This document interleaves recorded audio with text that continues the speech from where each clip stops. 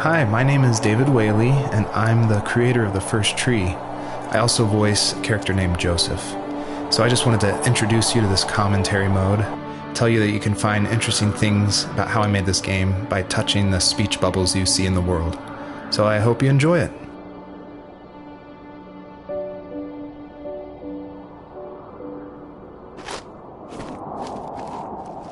Are you awake? I thought I heard you get up. Yeah, I'm awake.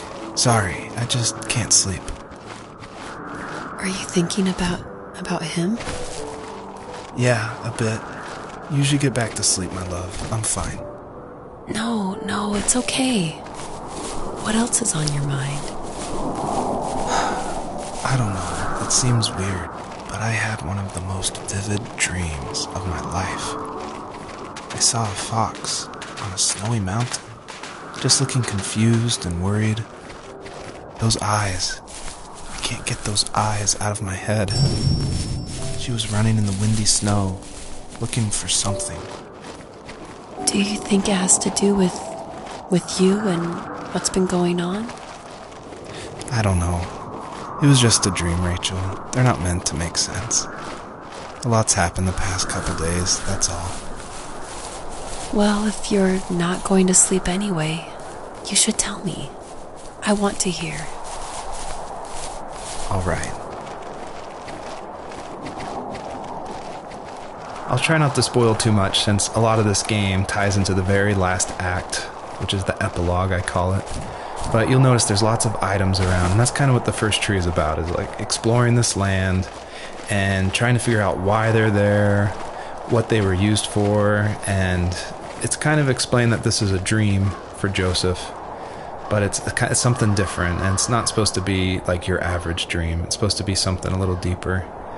So pay attention to all the items that are around and try to figure out how they tie into the story. So it's usually at this point where people say something like, "This is not the kind of game I was expecting." And that happened a lot at PAX West when I showed it. We'd have little kids play it, but then they see a dead fox cub, or a kit is technically the word, but cub sounds, I don't know, it sounds better. Like Wes Anderson uses it in Fantastic Mr. Fox, so I thought cub would be alright. But anyway, having this game, I wanted it to be more serious. This game is based on dealing with the death of my father, which was the hardest thing that's ever happened to me and my family. But I don't want to talk about it here, and I didn't want to talk about it with anybody really to this day still. It's very personal. And that's why I made this game. That's exactly the reason. Because I wanted to get those feelings out and like communicate with people without like talking about it. And so that's what The First Tree is. It's me dealing with my feelings, and it was a personal project, and it was just me, and it actually, like, I'm really glad I made it, but it wasn't easy to make, I guess is what I'm saying.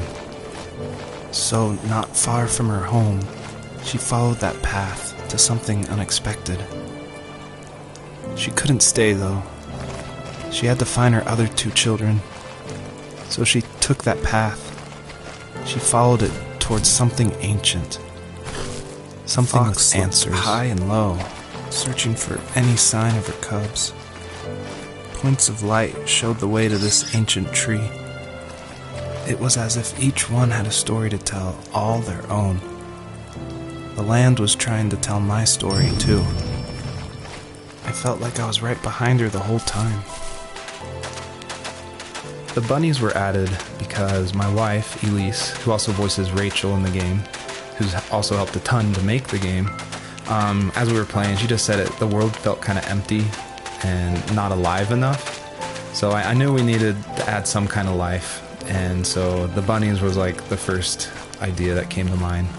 And like most of the game, I used like publicly available assets to speed up production because I was working full-time along with making this game, and we just had our first baby, a little girl named Evelyn. So I was messing with this asset called Herd Sim, and at one point, like the generation script that creates variations of the sizes of the bunny.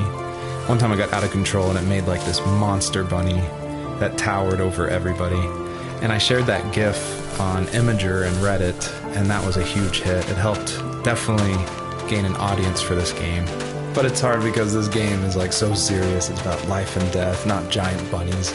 But I knew I needed something, like a shout out to that, because it was pretty fun. So if you're able to catch all the bunnies on this map, I think there's around 13, then you'll get a special surprise. So good luck. I feel like one of the best ways to make an exploration game feel worth it, or to reward the player, is to have as many secrets as possible. Like some of my favorite games like Dear Esther and Gone Home and Firewatch. I love those story-driven games. And they're kind of like these mystery boxes where if you put in a lot of effort, if you look closely, the world reveals itself to you better. So there are like secrets in the first tree. See if you can find one of these hidden items by digging around in these unmarked spots around this area. He was kind of the manly man type, but one thing that still surprises me is his vase collection. Some guys collect shot glasses of all the different places they were stationed at, but my dad wanted jars and pots. I think underneath his rough appearance, he was gentle, and he admired craftsmanship above all else. He never talked about the places he was stationed at, but he loved talking about how unique each piece of pottery was. As a kid, did you ever do show and tell in your class? Yeah, I think I only did it once, when I was in the 4th grade. You know how my life was around then. I wanted to show my class what helped pass the time and distracted me, so I brought a dozen paper cranes I had made. I think I told everyone how badly I wanted to be a bird and fly, embarrassingly enough. Don't be embarrassed. Every kid wants to fly. For me, it was another toy from my dad, a wooden boat. I remember guarding it so carefully in my hands as I walked into class. When I sat down, a group of boys immediately made fun of it. They asked which trash can I found it in, or why an ugly log was my favorite toy. When I got up, I didn't even want to tell them my dad had carved it. I said it was a joke gift my friends had given me. Kids can be so cruel. Some of them are. I shouldn't have let them get to me, but it did. It's amazing we bounced back at all.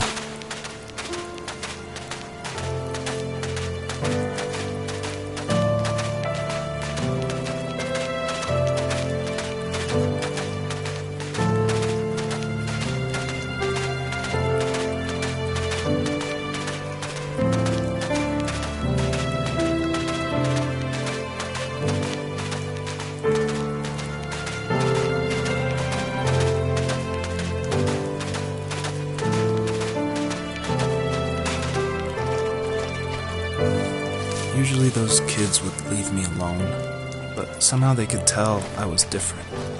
They made fun of how far away I lived. They called my dad sourdough. I was a blabbermouth as a kid, telling my dad stories I made up for hours. But after that show and tell, I didn't tell him much anymore.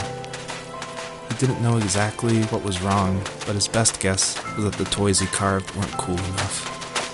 He carved me a tank and tried to tell me what it was like to be in a real tank as a serviceman.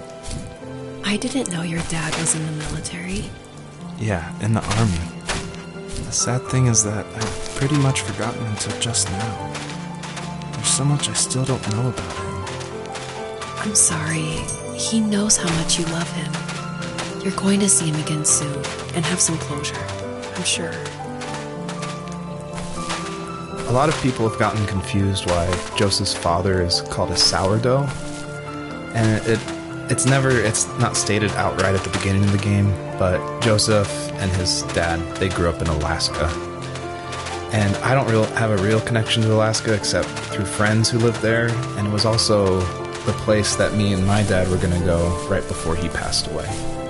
But I love the idea of Alaska being like this beautiful solitary place. But anyway, what that has to do with sourdough is it's an Alaskan slang term about like someone who lives in the backwoods, like a redneck in Alaska. So I thought that was just to put some authenticity into the game. I added that word.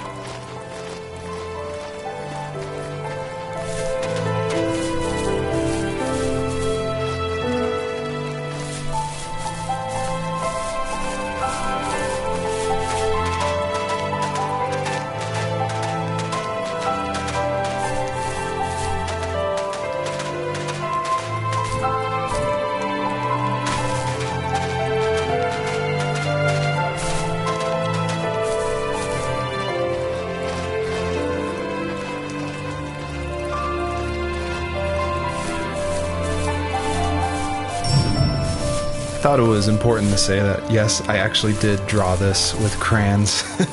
And it was just funny to me one day that I was like, I'm working on my game, and I pulled out my little 1-year-old's like crayon set to draw this item for this game. I just realized just now that I probably threw away the original. I probably should have kept it and given it away to somebody, but oh well. The older I got, the more I withdrew. I asked myself, why talk to anybody anyway? Why bother when I'm happy by myself? I started drawing a lot. Mostly animals I saw in the woods by my home. I then imagined designing my own hideouts with things like TVs and pantries full of chips and cookies. I think that idea of leaving home and drawing blueprints started my career. I found a lot of solace in that. I'm not surprised, but I did the same thing, you know? There's something special about having a place to call your own. And now look at us. Well, if you count renting in an overpriced city. It's as close as we can get for now. I feel like one of the main reasons people play small indie games is because they are so personal and intimate. So I tried to put myself into this game as much as possible. So almost all the vignettes or little stories you hear in this game, they come from my childhood, where I grew up in the middle of nowhere in Central Virginia in the United States. So yeah, that's probably why I love games like this so much, where you explore this open, wide environment and just find interesting things, because that's exactly what I did as a kid.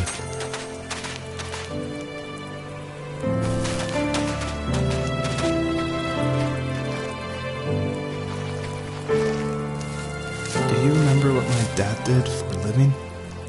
Wasn't he like a lumberjack? That's one way of putting it. If wood was a canvas, then a carving knife was his paintbrush. Even after working a 50-hour week, even after his hands were more splinters than skin, he would bring home the nicest piece of Alaskan weeping cedar and make me toys. That wooden train was the first toy I can remember, and I loved it. I just knew from a young age I was going to be a lumberjack, like my father.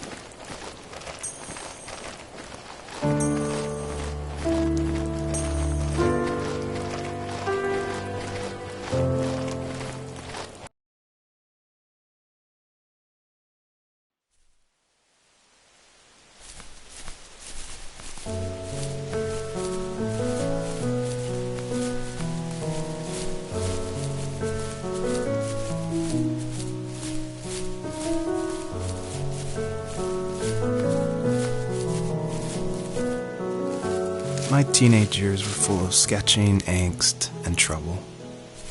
I wasn't popular or unpopular. Maybe just forgettable. I guess that gave me a sense of freedom.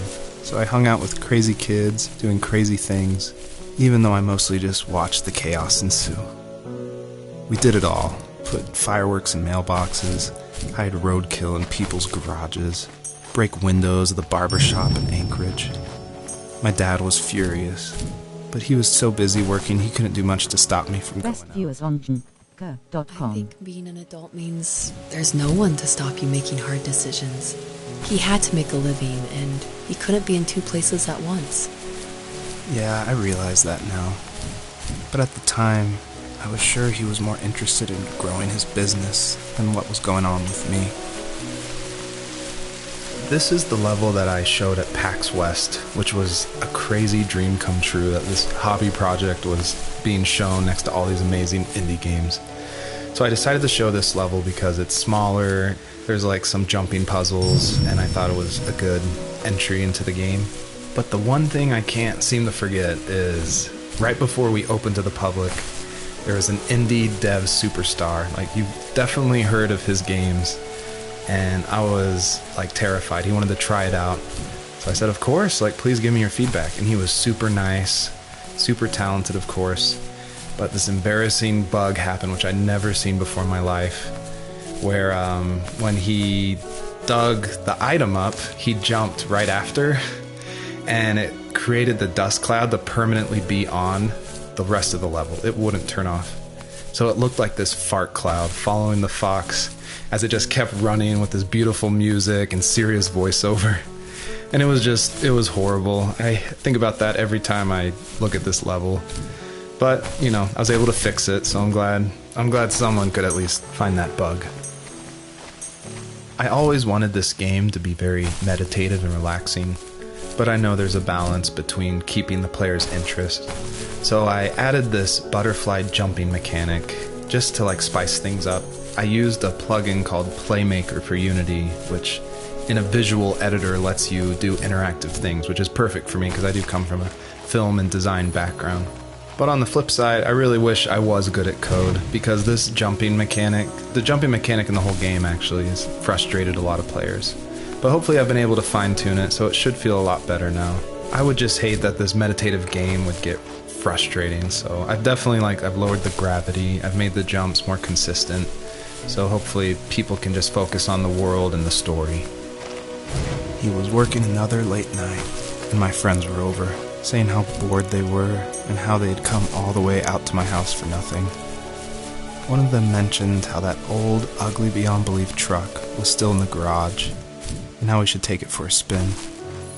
I was only 15, so I kind of fought it for a while. The next thing I knew, we were craning around the mountain path, rocks spitting onto the sides of the cliff, while my dad's cringeworthy bluegrass blared out the speakers. I drove while my friends were in the back of that yellow and purple truck, throwing beer bottles and trash at anything remotely interesting. Felt like I was soaring in the air with borrowed wings. But all good things have endings. A cop outside of Eagle River pulled us over after he saw us in a bottle rocket into someone's yard. What followed was a long night of talking to disappointed adults and feeling smaller than ever.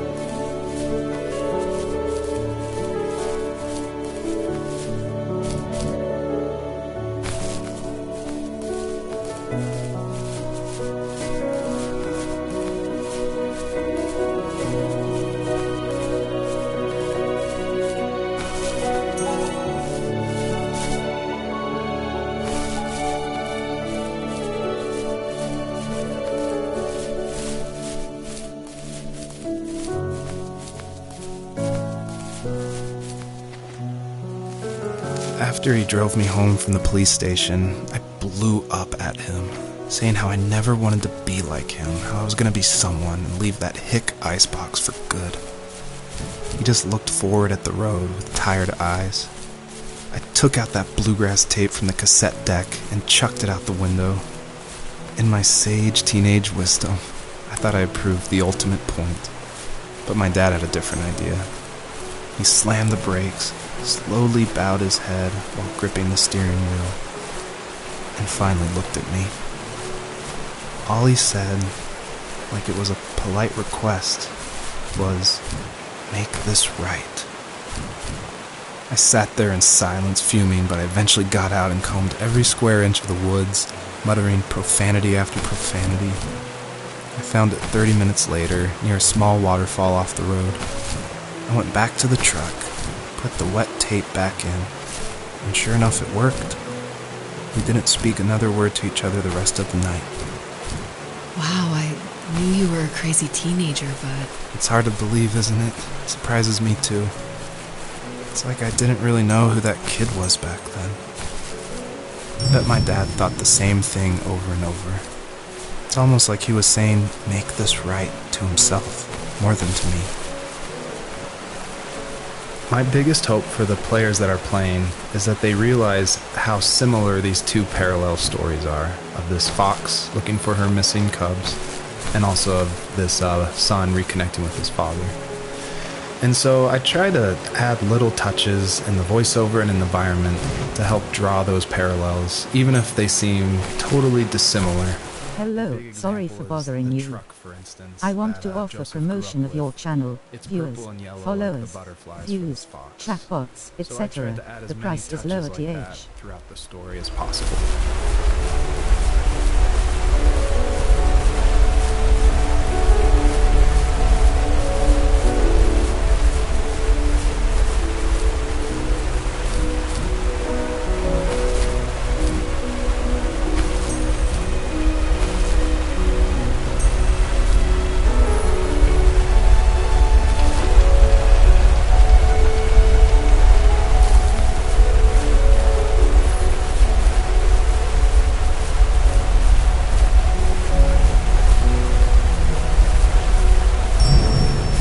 You may have noticed there's a little pond here, and believe it or not, I tried everything I could to get swimming working in this game, and I just could not do it, unfortunately. And so all the water in this game you can just stand in, which is, it still like bums me out, but the systems were not working, it was buggy.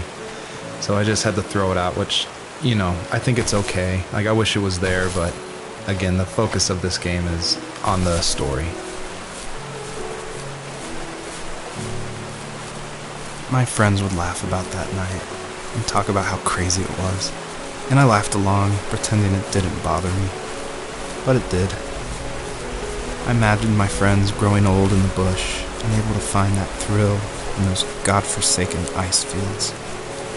It's like those mountains were a literal wall, keeping me from leaving, where all I would have to look forward to are lumber yards and evening beers. I had to climb over. That was my only goal for a long time.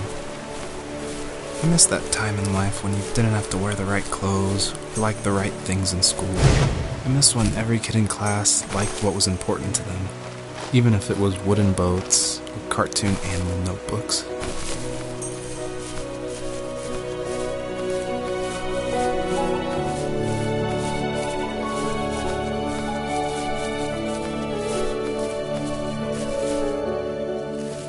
If there was some way I could take my love of drawing and turn it into a way of escape, nothing would make me happier. I wanted to create instead of tearing trees down. I wanted to move to the lower 48, not because I hated it there in Alaska, but I hated the idea of it. It's like all of that spite inside me had created this monster which followed me around my whole teenage years. I put so much energy into doing what others didn't expect of me. Why did I do that? There's one fact you're forgetting, though. If you didn't have that fire in you, we probably would have never met. You're absolutely right. Maybe the destination is all that matters in the end. But then why am I awake? Why am I seeing this fox go on her journey? And why can't I stop thinking about my dad?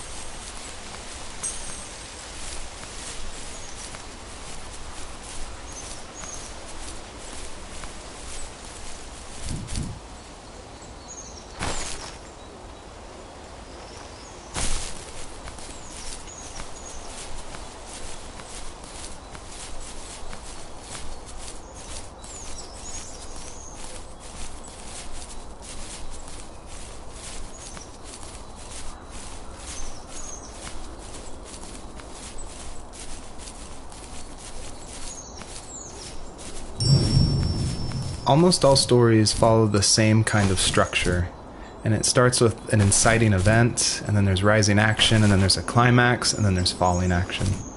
And it's actually really difficult to make an interesting story where you only hear these two people talking, and it's spoken through a dream that's already happened, and the most of the action is about this animal that isn't directly related to this couple at all. So I don't know what I was thinking, but my hope was that it would create some interesting things and connections that I didn't see before. And that was kind of the whole exercise of making the first tree.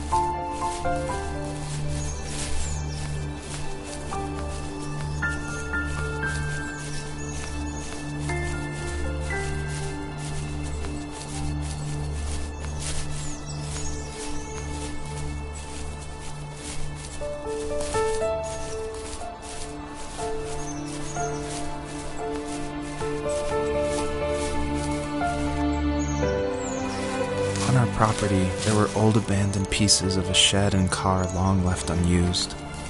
I used to ask him all the time who those people were that left all this junk. And I'm sure he got so tired of hearing it that he made up some elaborate stories how a brown bear ate them and haunted the woods afterwards. What's funny is I think it made those people seem more real. Growing up thinking they were still hanging out like they couldn't say goodbye. I used to tell my friends how I could swear I saw spirits move near the water, and that always freaked them out.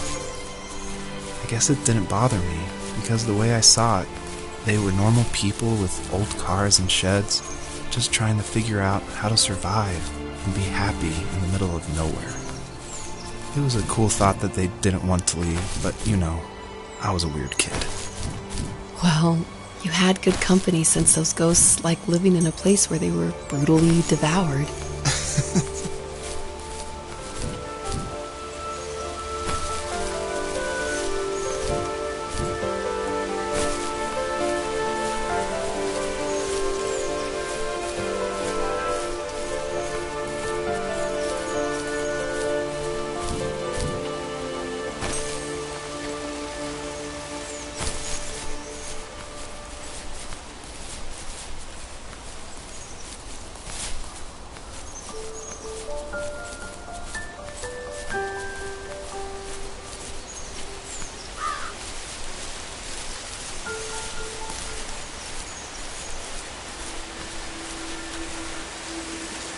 Even at my most distant, at the times when I detested him the most, he kept reaching out.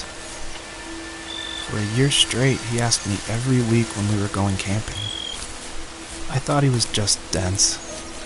Eventually, to shut him up, I agreed.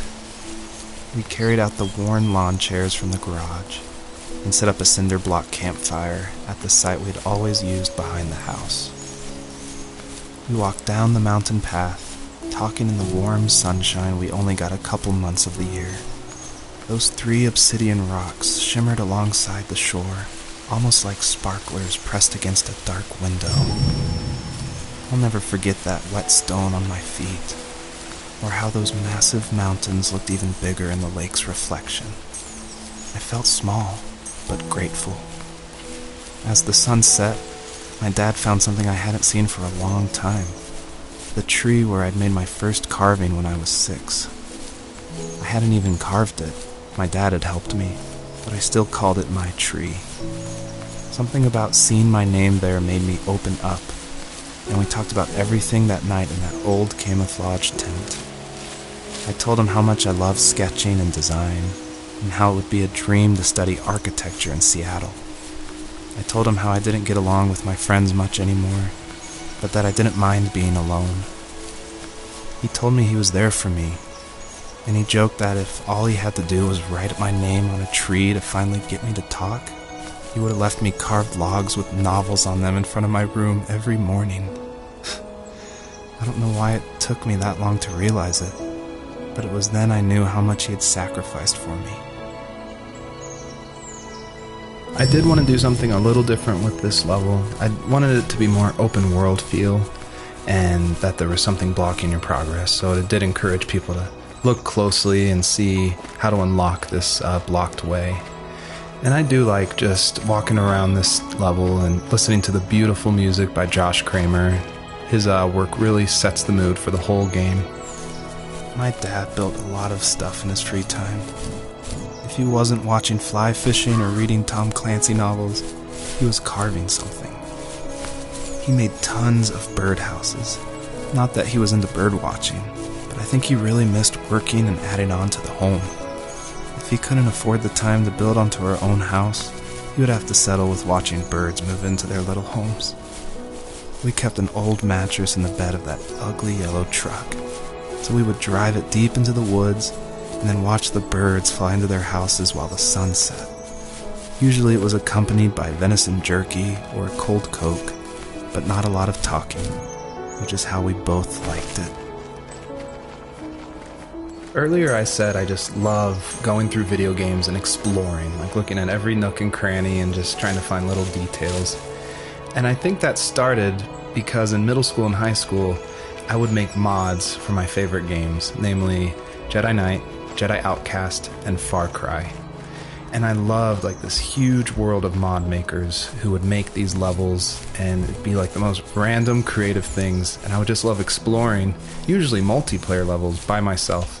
So even though I went to college for film, before that, like before high school, I was making video games and mods, and it was my favorite thing in the world. I made a ton of different levels. I made an abandoned space hotel with a dance floor and cafeteria. I made a haunted campground with cabins and tents.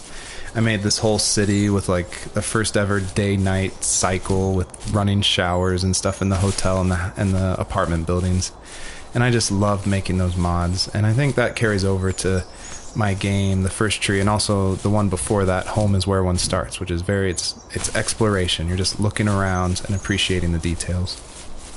We were happiest underneath the evergreens. We decided it was time to finally map out the hundreds of acres we lived on just to pass the time during the summer. He was only free in the evenings, so I would spend the day wasting time on dial-up internet and sketching, and then we would rush into the woods, pen and map in hand, before evening fell. Sometimes the aurora borealis would cast a cold green glow on the mountainside, and we would finish our route underneath a twilight sky. Sometimes I was lonely during those summer days, but there was comfort in the routine. A lot of teenagers aren't looking for the daily grind, though. There's nothing wrong with wanting to get Keep out viewers and on leave your childhood home. G.com. You wanted to progress, to make something of yourself. Yeah, you're right. That house. I'm sure it's the same as how I left it. Then why does it feel so different?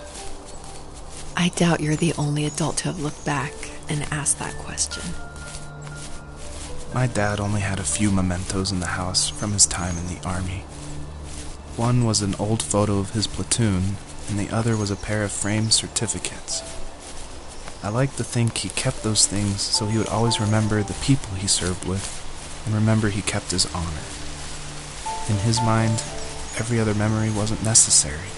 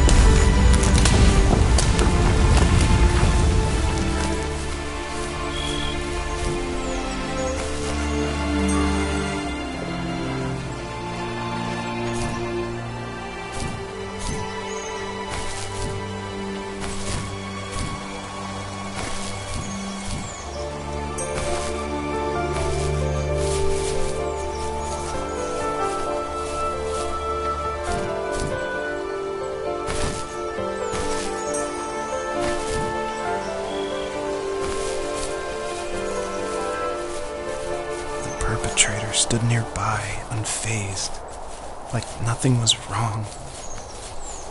My dad is dead, and he's never coming back, Rachel. I can tell you these stories, but I can never reminisce with him again. He can never hold a grandchild that we'll probably never be able to have. I can never talk to him again, and I'll never be able to say I'm sorry for everything. It was really important to me that the wolf in this story that takes the fox's cubs, that it wasn't explained at all. Like, it's just this entity that's in the background. And of course, it's supposed to represent something bigger than a wolf or even the fox. It's supposed to represent like the specter of death. And it comes when you least expect it. There's no justification. He's just there, always watching.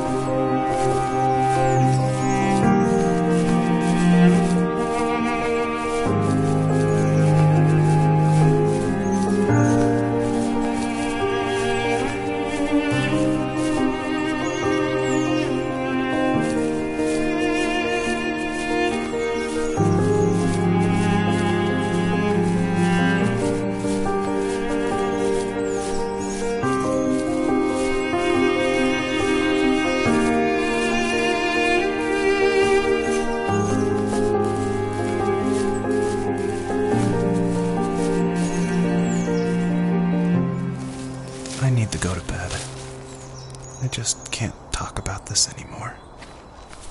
Good night.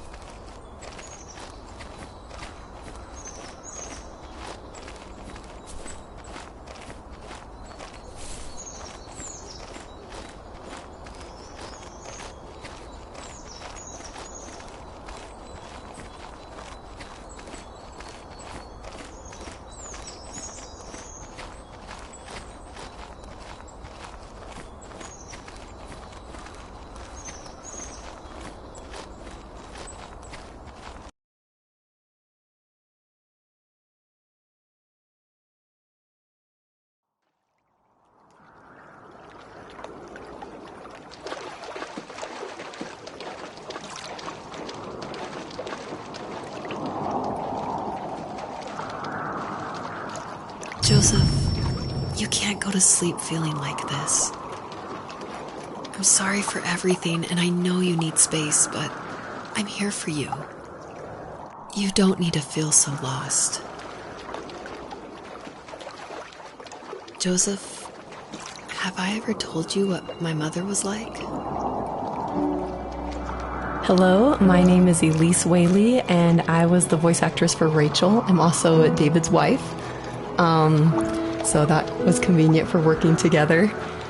I was actually the voice actress for his first game, Home is Where One Starts, and I guess that I did a good enough job that David wanted me back, so I did the voice acting for this one as well. David definitely coached me through it because I'm pretty inexperienced when it comes to that. Home is Where One Starts was my first time ever doing voice acting of any kind.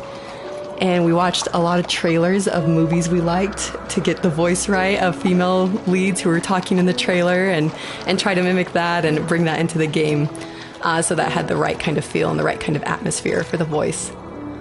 My character actually is the same character from Home is Where One Starts. If you've played that game, you probably connected that together. And this is her probably about 15 years later, maybe 20 years later in this game. I was happy to revisit the character of Rachel. We kind of leave her in an ambiguous spot in Home is Where One Starts. It definitely ends on a hopeful note, but there's not a lot of details. And in this game, you see that she's able to move on through a lot of her issues that she had from her abusive home and be able to start her own family and start a new cycle without that abuse, which I think is really inspiring.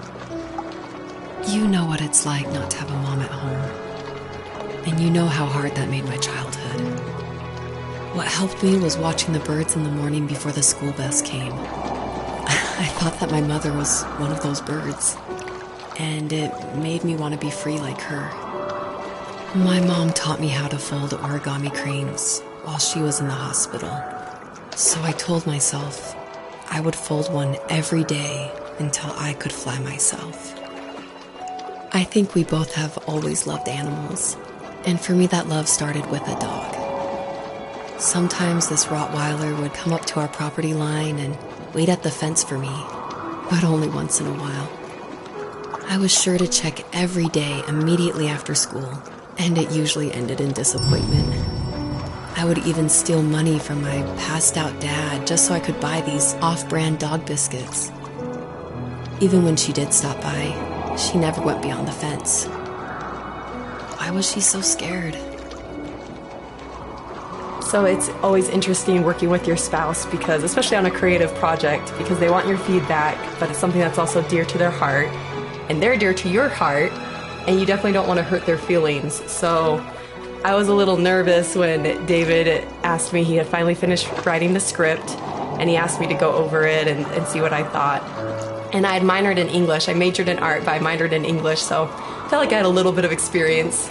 But I was definitely like a little scared because you don't want to be too harsh, but you also want to be honest. And it was the biggest relief when I read the script, and I was like, oh, good. My husband's a good writer. I don't have to change that much about this, just a few like grammatical things. And that was just like the biggest relief for me because it can be a tricky balance working with your spouse and making sure that that honesty is there, but also that love and the support is there as well. I think my dad was the opposite of your dad in almost every way, except he was in the military as well. He coped with alcohol of every kind. The trailer started falling apart, he got angry, and I withdrew. More and more I became the weird, quiet kid who made lots of origami birds and carried dog biscuits around. I think we were pretty similar when it came to being the weird kids.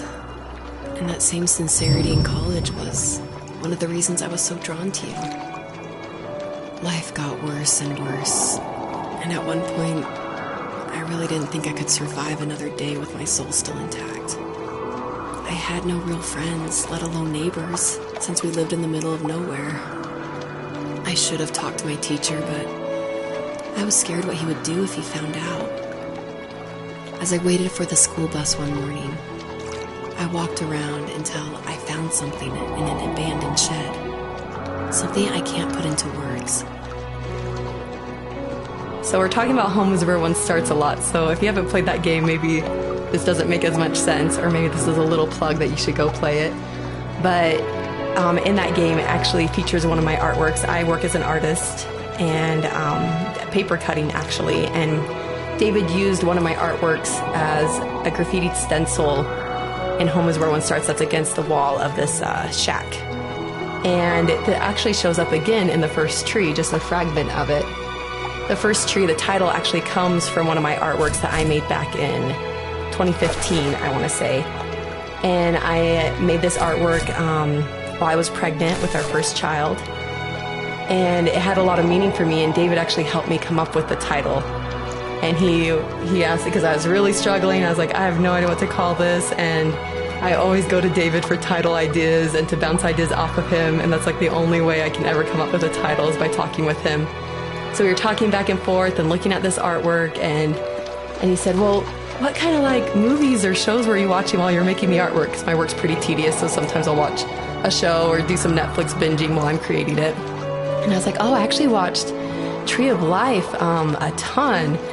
And then we're like, Tree of Life. And we started thinking more about that, and then arrived at the first tree. So it started off as one of my artworks and then became a part of David's art, which I think is really cool that we were able to share that title. I summoned courage I didn't know I had, and I broke into my dad's room and found the key to the shed where he had locked my bike. I'll never forget that feeling, of the wind rushing by my ears as the sun rose over fields of wheat. I was flying for the first time.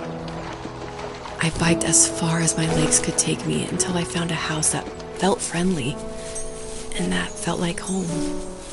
Those strangers helped me in so many ways.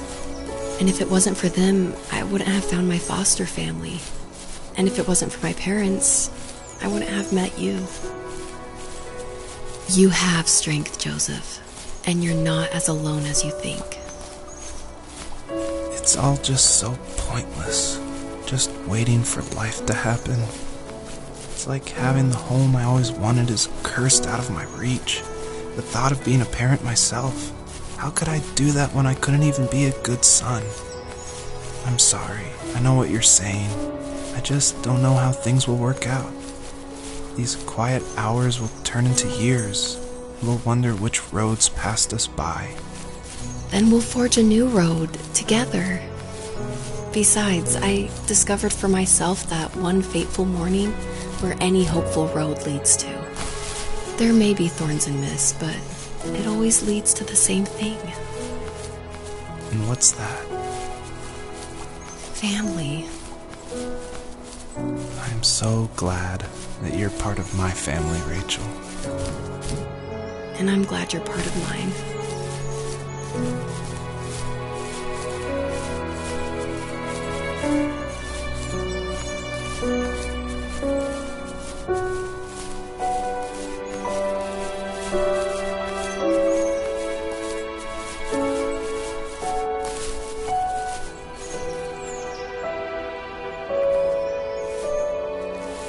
I watched a lot of TV in the living room, but it honestly was my dad's den, his haven. He hung sketches of animals on the walls, along with a pair of caribou antlers. He never really hunted, so he must have found them in the woods. It wasn't a trophy for a kill he made, but a reminder that after we've died and left this earth, we're still remembered by the most unlikely of individuals.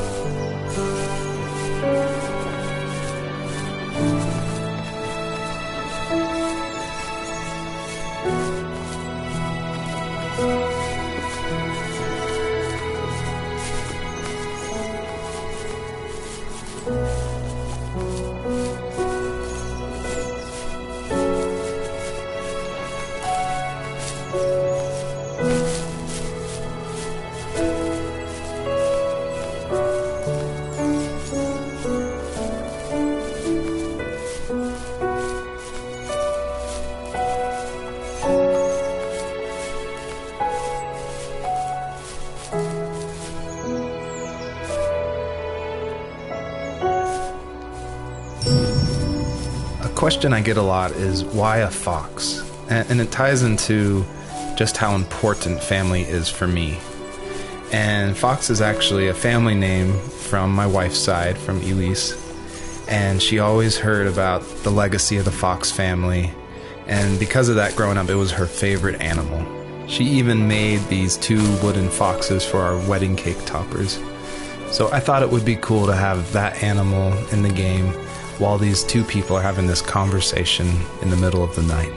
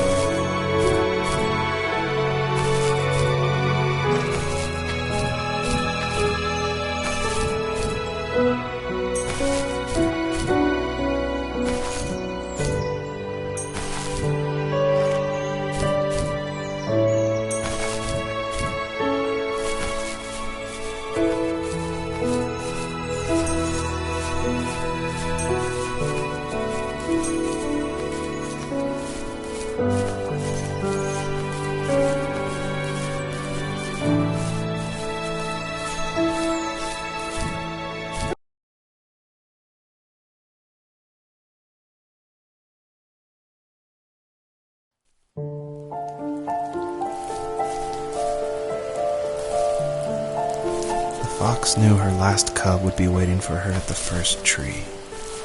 She was almost there. The rain cascaded onto the Jade Valley where the entrance to the tree was.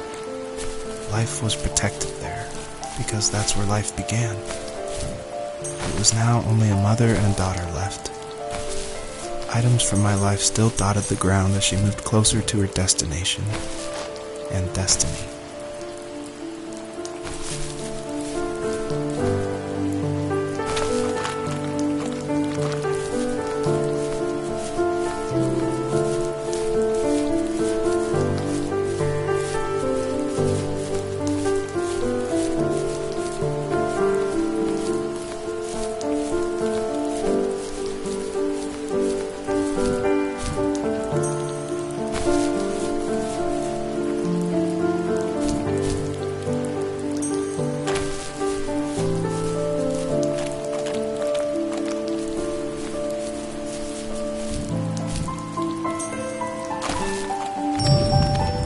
Usually what catches people's attention of the first tree is the visuals, of course.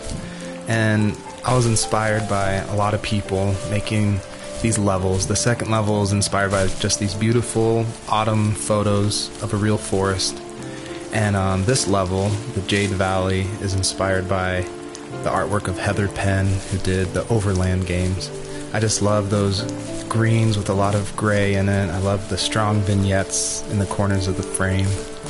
And of course, this environment pack was made by the very talented Swedish designer Mikael Gustafsson. And of course, his initial designs inspired me, and I was able to build off of that. And I'm really grateful that he allowed his environment pack to be made publicly available. At the end of high school, I felt something I hadn't felt in a long time. Drive. I looked into the best architecture schools on the West Coast and got a dose of reality when looking at other students' portfolios and the high cost of tuition. I still wanted to be something, to be the next Alvaro Siza, and to make those thousands of sketches worth something in my grand history. But now even an internship sounds impossible. Siza helped me understand how essential emotion is in architecture. And he also said light is the real composer of space. I like to think these glints of light, like not finding a job or even a strange dream about a fox, are something I should be thankful for, even if the illuminated space is something I'm less than comfortable with. My dad was super supportive with my college plans, to a point. Things were okay until this terrible accident happened. I guess a forklift flipped over due to a bad axle, and it crushed one of the workers there. My dad didn't eat for days, even though he wasn't directly involved. It devastated him. Not only did it hurt the business, but it just freaked him out. He would talk in his sleep, muttering things about firing people and saying sorry. One fateful day he approached me, said that since my school search wasn't going well, I should finally be a man and take over the family business. He said one day he was going to die, and that all of his work, sacrifice, and even that man's life would be wasted in vain. I just lost it. Teenage me just exploded at the thought. I screwed up. I said things I shouldn't have. He was having a crisis, and I pretty much spit in his face. By now you've probably caught on to some of the themes I love to explore in these stories. And the big one is of this tree, the first tree on Earth. And a lot of people have asked me, what does that mean? Why a tree? And basically it boils down to this delicate balance between nature and its relationship with life and death. And I love these stories where they put like these microscopic relationships, like something of like a father and a son, and juxtapose it next to this epic story of like the creation of the universe and the first tree on Earth, and how they can be equally as important, because in my mind, like, my family is as important as like the creation of the Earth. And it reminds me of like some of the stories I love, like The Road by Cormac McCarthy, or The Tree of Life by Terrence Malick. Basically, I wanted to make sure the player felt that there was a higher power than themselves, and that there was something watching over them as they went through this story.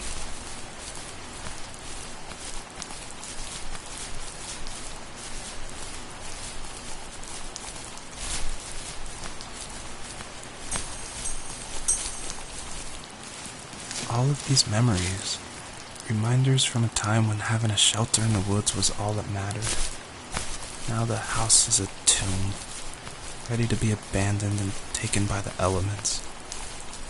It's not a tomb yet, but it can always be a memorial if you let it.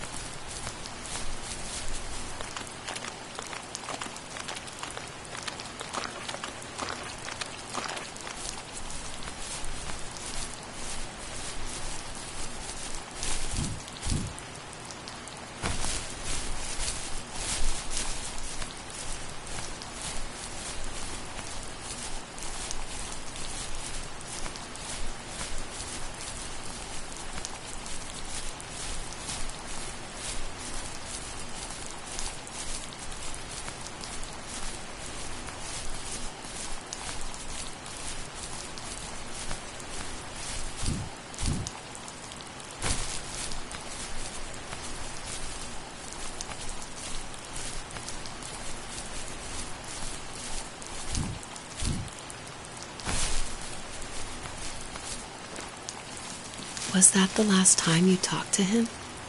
No, I called on holidays, and he would call on my birthday. I guess we acted like nothing ever happened, which was stupid. I didn't want to ask about his lumberyard, and I'm sure he didn't want to ask about my job search. I never went back and visited. I think the last conversation we had was about what movies we had seen and what exactly a best boy is in the credits. I thought he would be here so much longer.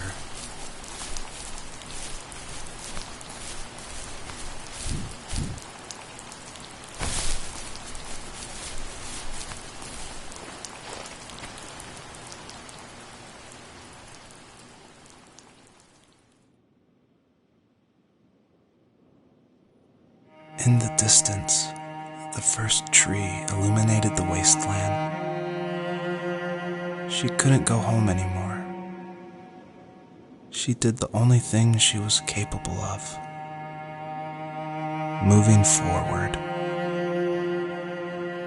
My dad died alone in the middle of the wilderness. I should have been talking to him more. I should have done a lot of things differently. If the first tree on Earth brought life with it, if it taught the birds to sing and fly and showed saplings how to grow, what could it do for us? Obviously, there's a really emotional part, but I'm going to talk through it anyway. A lot of people correctly identify that Journey was like a huge inspiration for the first tree. And this part, it is like a callback to that part where you're climbing up the mountain with your friend you don't know, and it just gets snowier and snowier, and you just keep going, and then eventually you collapse. And that made a huge impact on me.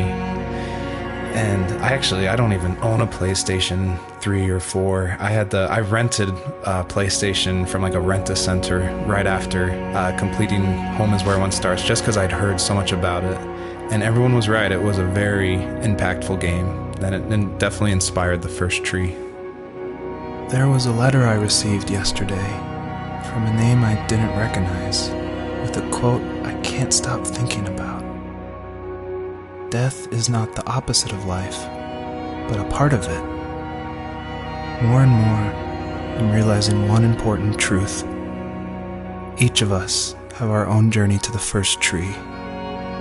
But sometimes I'm not sure I'm ready to take that first step. You already have my love.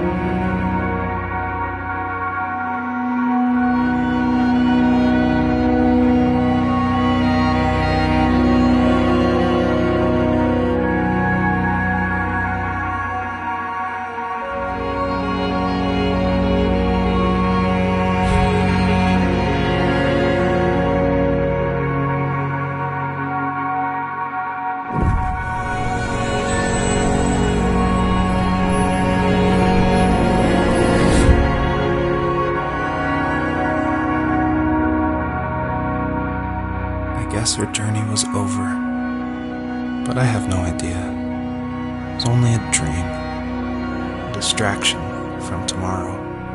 I don't think dreams normally bring back to memory so many important feelings. Maybe it was just a dream, but it was also a gift. Yeah, I suppose. But tomorrow we're getting on a plane to the last place on Earth I want to be. The only person that would have made the trip worth it is gone. You're going to see him and be with him one last time before you say goodbye. I have one last quote for you by Emerson, sealed in an imaginary letter from me to you. It is the secret of the world that all things subsist and do not die, but only retire a little from sight and afterward return again. Go to sleep, my love. We have a big day tomorrow, but I'll be there with you every step of the way. Thank you. Thanks for listening. Good night, Rachel. Good night, Joseph.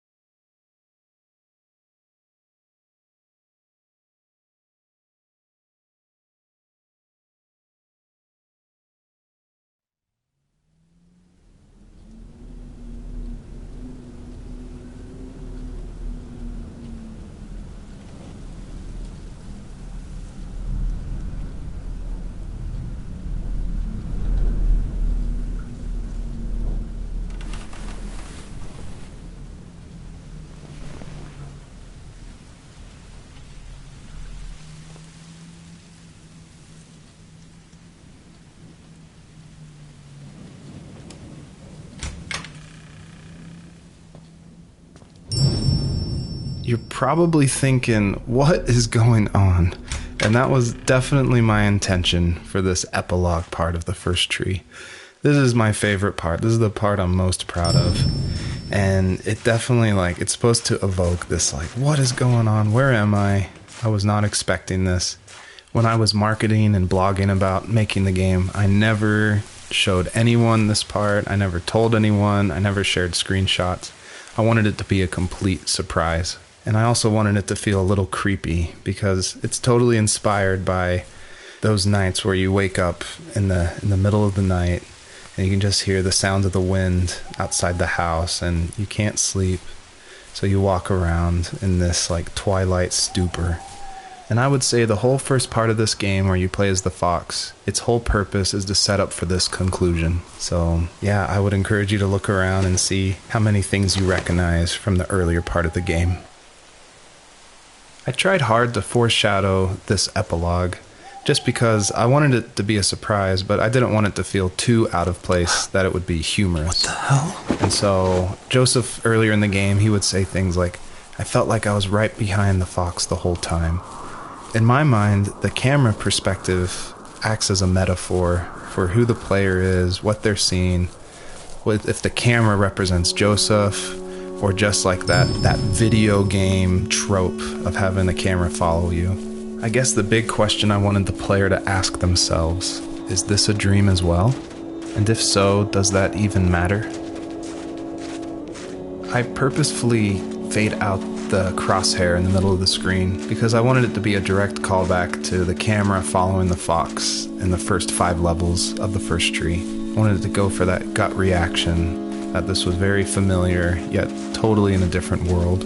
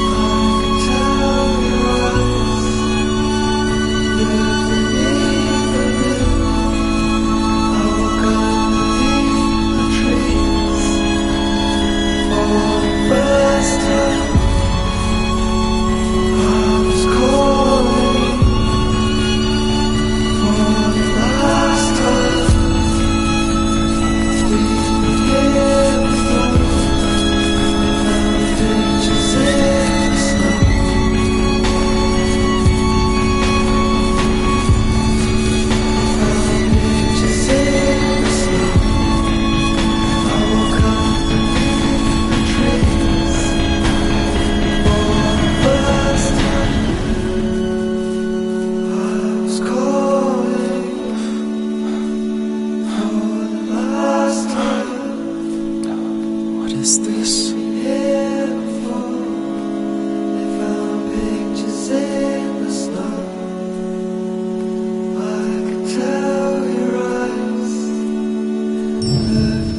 Thank you for making it to the end of my game, and I hope you enjoy the personalized message that is featured on the trunk of this tree.